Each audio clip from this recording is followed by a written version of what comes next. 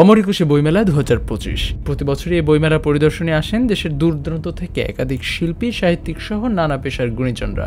এবছরও প্রিয় এই বইমেলা পরিদর্শনে আসতে ভুলে যাননি তারা। ধারাবাহিকতা বজায় রাখতে শুক্রবার সন্ধ্যায় বাংলা একাডেমি প্রাঙ্গণে বইমেলা পরিদর্শনে আসেন দেশের জনপ্রিয় নাশিদ শিল্পী, নির্মাতা ও প্রযোজক গাজী আনাস রওশন।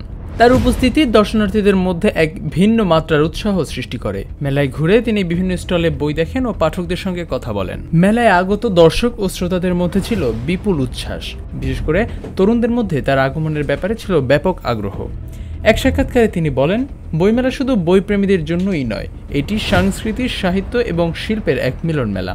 এখানে এসে আমি সত্যিই আনন্দিত।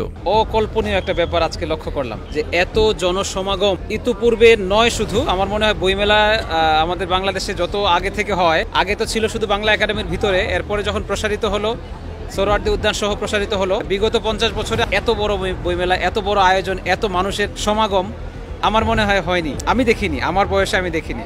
পরিদর্শনের এক পর্যায়ে তিনি দর্শনার্থীদেরকে উদ্দেশ্য করে বলেন, বইমেলার শেষের দিকে শরীর কারিগর নামে আমার নিজের সম্পাদিত একটি বই প্রকাশিত হবে ইনশাআল্লাহ। তারপর তিনি তার নিজের লেখা বইয়ের ব্যাপারে উৎসুক জনতাকে আগ্রহী করে তোলেন।